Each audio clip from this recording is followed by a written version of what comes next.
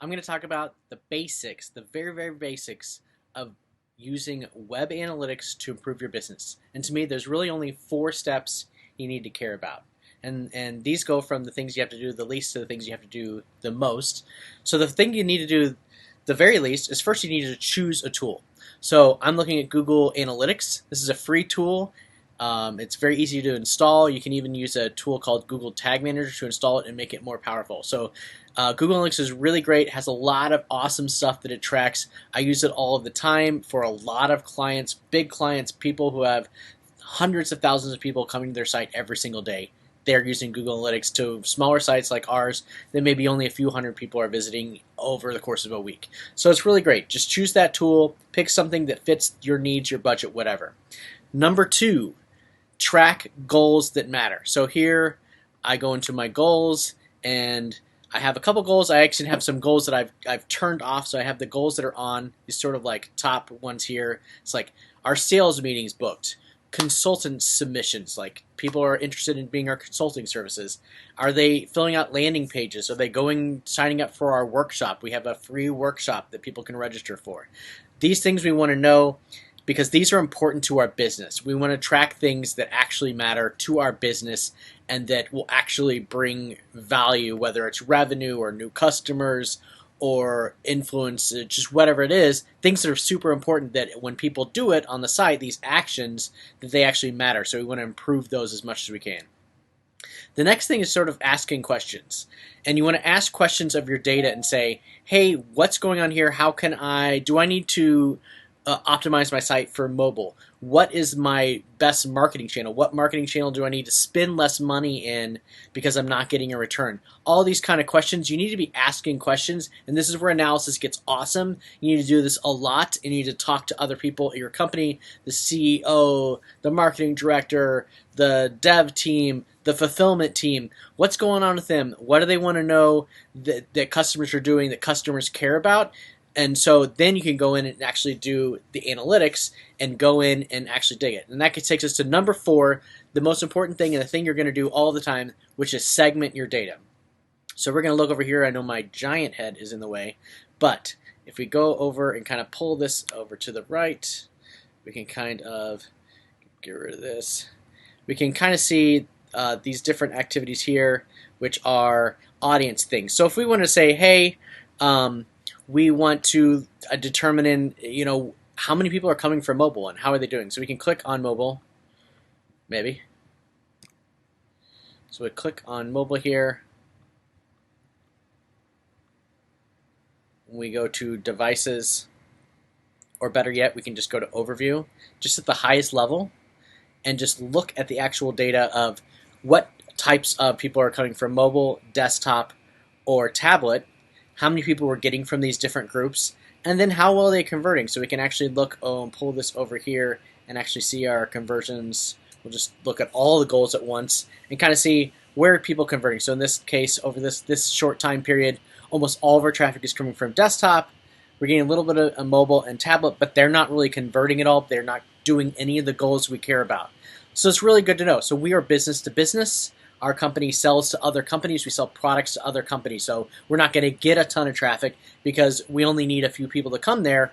But when these are business to business, and you can see here that it sort of drops off in this weekly trend over the weekends, a Saturday and Sunday, we get a lot less users.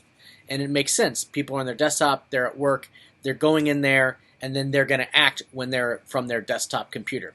So it's really good to know segmenting that data and understanding, okay, we need to focus on desktop. We need to make sure our desktop experience is the best it can be because that's the type of audience that we have.